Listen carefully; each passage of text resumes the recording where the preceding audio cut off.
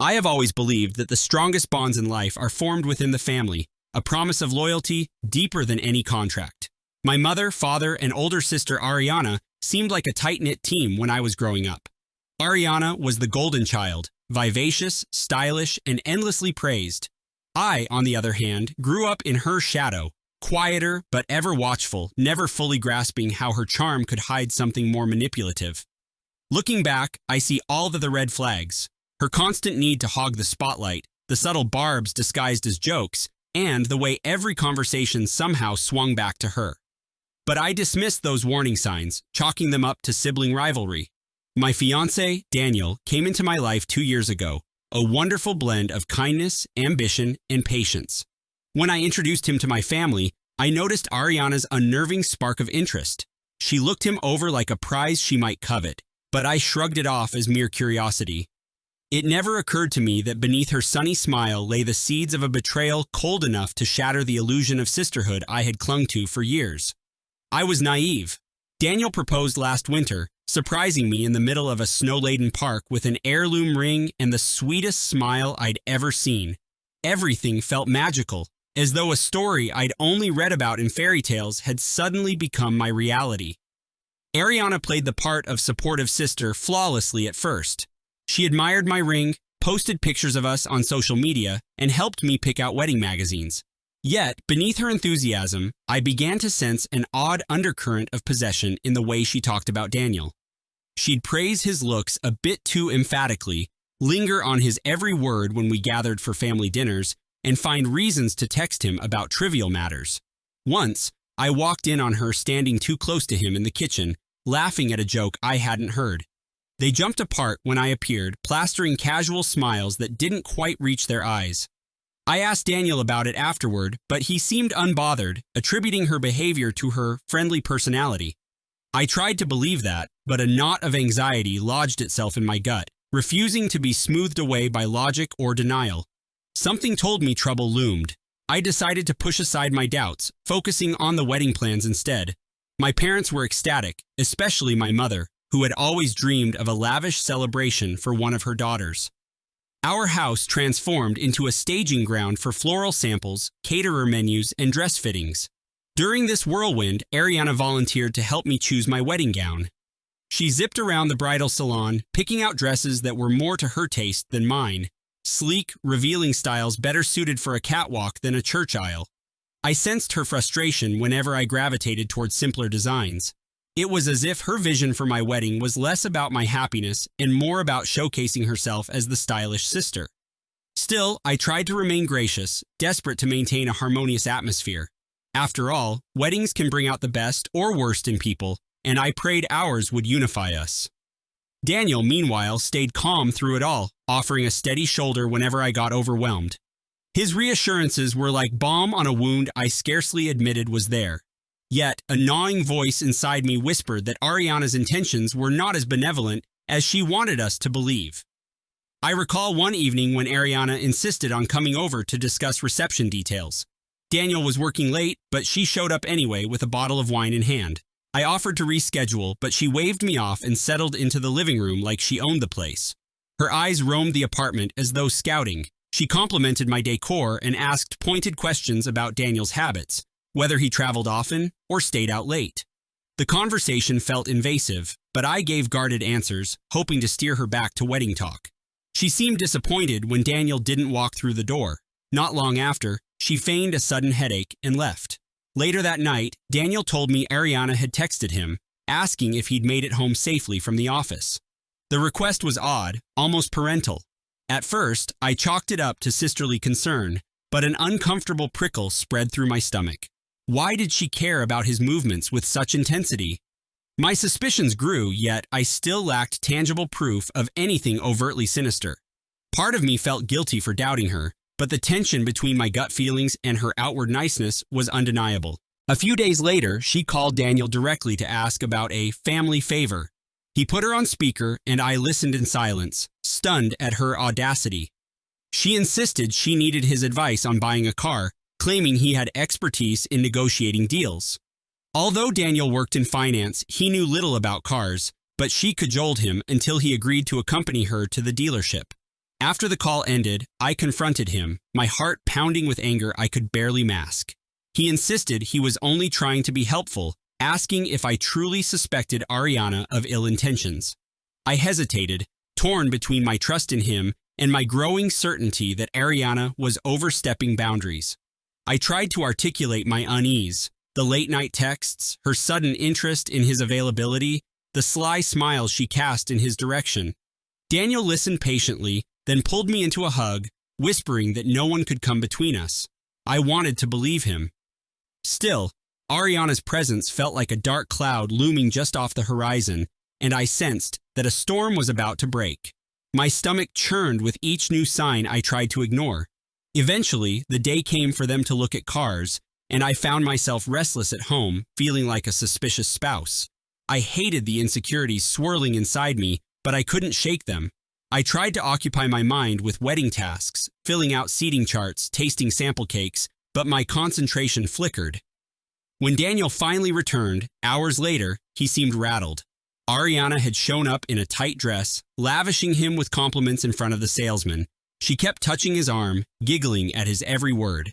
At one point, she even draped herself over the hood of a showroom model, asking him to imagine what it would feel like with both of us in there. He told me he felt embarrassed and awkward, but he also assured me he'd firmly redirected her, suggesting she behave more appropriately.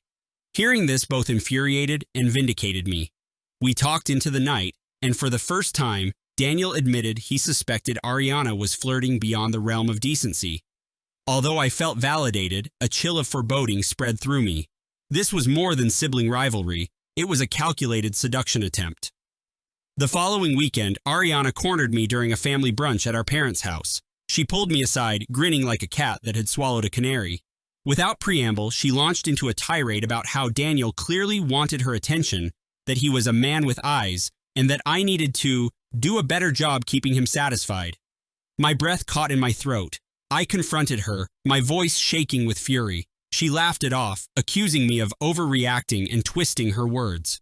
"If you weren't so insecure, you'd realize I'm just trying to help," she said, batting her eyelashes in mock innocence. Our parents were in the next room, blissfully unaware. My hands trembled as I considered exposing her on the spot, yet something held me back. Maybe the misguided hope that I could handle this quietly, or a lingering shred of family loyalty. Ariana sauntered away, leaving me fuming and powerless. When I tried to tell Daniel later, his face darkened with anger, but he also warned me against making a scene in front of my parents. So we decided to wait, formulating a plan to protect ourselves from her next move. 2 weeks before the wedding, Ariana's behavior ramped up in intensity. She'd show up at our apartment uninvited, flashing a devious smile whenever I answered the door. "Oh, is Daniel around?" she would ask, feigning surprise to see me instead. More than once, I caught her drifting into his personal space, whispering things I couldn't quite catch. My anxiety soared. Finally, Daniel and I agreed we needed concrete evidence, not just our word against hers. We purchased a small camera, discreet enough to hide among our bookshelf trinkets. The plan was to place it in the living room, where she seemed most likely to corner him. We hoped it wouldn't come to that, but we were tired of feeling helpless. The tension between us was palpable, and I lost sleep imagining the worst. To keep up appearances, we carried on with wedding preparations, sending out the final invitations, confirming the caterers, and revisiting the guest list. My parents were busy finalizing details for the rehearsal dinner. Meanwhile, Ariana strutted around, dropping smug hints about secret admirers and smirking in ways that knotted my stomach. I was done playing her game. I wanted proof, irrefutable proof, of her betrayal. Our opportunity arrived when Ariana invited herself over under the guise of reviewing the music playlist for the reception. I pretended I had errands to run, leaving Daniel at home to finalize details with her. Before stepping out, I discreetly activated the hidden camera and positioned it toward the couch. My heart hammered the entire drive, a part of me dreading what I might find upon returning. Sure enough, within minutes of my departure, Ariana descended on Daniel, telling him how handsome and underappreciated he was. As I would later see on the footage, she leaned closer, resting her hand on his thigh, biting her lip in a theatrical display of desire. Daniel pulled away, telling her to stop, but she persisted, shifting her tone from seductive to scornful. She spewed venom about how I didn't deserve him, how she was the better catch, and that he'd regret marrying me. When Daniel stood to distance himself, she actually grabbed his wrist and tried to kiss him. He shoved her gently back, voice firm, demanding she leave. She smirked, like someone confident she still had a trump card to play. Little did she know the camera had captured it all. When I got home, Daniel was visibly shaken. He recounted the entire incident, and we wasted no time reviewing the footage. There, in high-definition clarity, was Ariana's betrayal. A shameless attempt to seduce the man I loved, followed by a twisted rant about my unworthiness. I felt a nauseating cocktail of rage and heartbreak surge through me. My sister, the person I'd grown up with, was now my mortal enemy. Yet, I also felt a perverse sense of relief. We finally had proof, something undeniable. Daniel wanted to confront Ariana immediately, but I stopped him. Confrontation wasn't enough. I wanted her to face the consequences of her actions in a way she couldn't wriggle out of. We decided the best approach was to gather my parents, show them the evidence, and let the truth speak for itself. Revenge tasted bitter in my mouth, but I refused to forgive someone who had so brazenly betrayed me. This wasn't just a sibling spat, it was a calculated, vicious assault on my relationship. And for once, Ariana wasn't going to weasel out with a smirk and a manipulative excuse. The following evening, we invited my parents over under the pretext of finalizing wedding details. Ariana was not informed. Daniel and I sat them down in the living room, exchanging tense glances. My father, sensing our gravity, asked if everything was all right. I took a deep breath and played the video. My mother's hands flew to her mouth as she watched Ariana's flirtation escalate into an outright seduction attempt.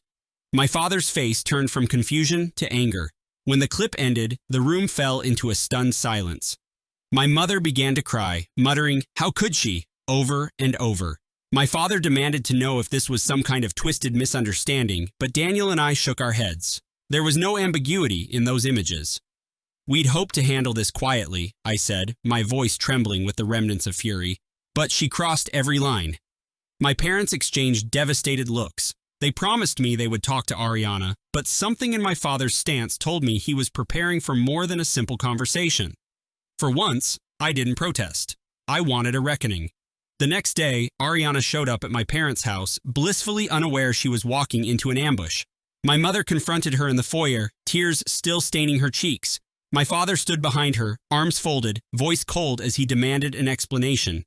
Ariana tried to bluff, twisting the story to cast Daniel as the aggressor, but my father cut her off by playing the video again. She went pale, then red, then pale once more, stumbling over her words as she scrambled for excuses. "You drove me to it!" she finally screamed at me like a cornered animal. "You always took everything from me. Mom's attention, Dad's pride. Why couldn't I have just this one thing?" Her narcissism was unmasked, raw, and ugly.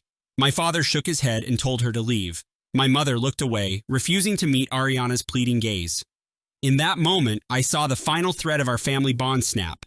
Ariana hovered there, anger twisting her features, before she spat that we'd regret this. Then she stormed out, slamming the door behind her with such force it rattled the walls. My parents disowned her on the spot. The days that followed were a whirl of emotional upheaval. My mother cried every morning, devastated by Ariana's betrayal. My father stomped around the house in silent rage, breaking his silence only to comfort my mother. Daniel and I put on a brave face, thankful that our wedding was still on schedule, but we both carried the weight of what had transpired. Gossip spread through our extended family like wildfire. Some relatives expressed shock, while others muttered that they had always suspected Ariana was too self-absorbed for her own good. I found no solace in their whispers. It felt like my heart had been carved out and put on display, the illusion of a harmonious family shattered. Yet, I refused to let Ariana's cruelty define my future. As the wedding day approached, I channeled my anger and pain into final preparations, determined that her betrayal wouldn't overshadow our joy. If anything, it strengthened my resolve to cherish Daniel, who had stood by me with unwavering loyalty. Still, a part of me seethed with residual bitterness. I had no intention of forgiving my sister. Forgiveness is a gift for the remorseful, and Ariana had shown none. On the day of the wedding, I woke up bracing for some last-minute sabotage, half expecting Ariana to crash the ceremony. But she never appeared.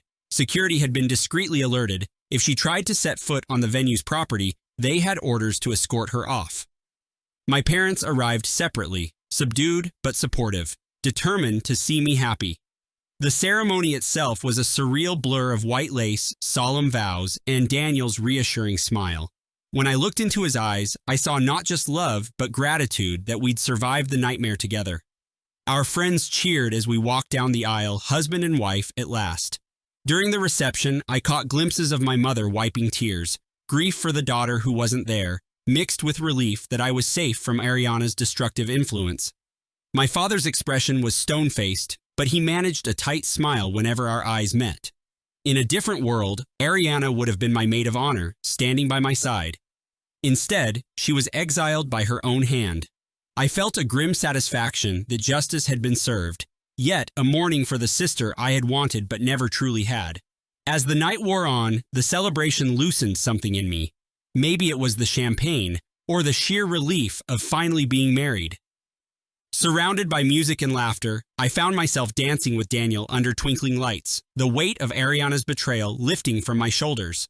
Our guests were oblivious to the drama that had nearly derailed our union. They just saw a happy couple, radiating newlywed joy. Part of me wanted to make a grand announcement, something like, to the sister who tried to steal my fiancé, thanks for failing. But that would have been petty, and I was determined to rise above her. My revenge was in the life Daniel and I would build together, untainted by her manipulation. As we cut the cake and fed each other a sweet bite, I felt an unshakable sense of triumph. In my heart, I silently dedicated that moment to every sly remark, every vile seduction attempt Ariana had made. She had tried to break us. Instead, she had only made us stronger. Weeks turned into months. Ariana attempted a barrage of messages, voicemails, texts, even emails, to my parents and occasionally to me. Her tone oscillated between wounded indignation, tearful regret, and outright threats. I ignored them. My parents, too, refused any contact. My mother changed her phone number, and my father threatened legal action if Ariana kept harassing them. Meanwhile, Daniel and I found our rhythm as newlyweds. I threw myself into launching my art gallery while he continued to thrive in his career. The specter of Ariana lingered in my mind, but each day it diminished a little more. Sometimes regret would flicker, regret for the sister I had wished she could be. But then I'd recall her sneers, her entitlement, her absolute disregard for my happiness. Those memories obliterated any temptation to forgive. I refused to let her manipulations taint my new life. If she sought redemption, she would find none here. My sense of self-respect demanded that I protect my marriage, my parents, and my sanity. Her choices had consequences, and those consequences were irreparable. Ariana had effectively severed herself from this family, and we had no reason to mend the bridge she had joyfully burnt. One chilly evening, months after our wedding, I answered a knock at my door to find my father standing there, hands shoved in his coat pockets. He confessed Ariana had reached out again, pleading for a meeting. She claimed she wanted to apologize, but the desperation in her voice sounded more manipulative than sincere. My father asked if I'd consider hearing her out. I paused, remembering the rawness of her betrayal and the mental havoc she'd unleashed. Then I thought about how she'd threatened to ruin my wedding, how she had nearly destroyed my relationship with Daniel. No, my answer was firm. My father nodded sadly, perhaps still mourning the daughter he loved despite her monstrous acts. Yet even he understood that some bridges, once torched, remain nothing but ash.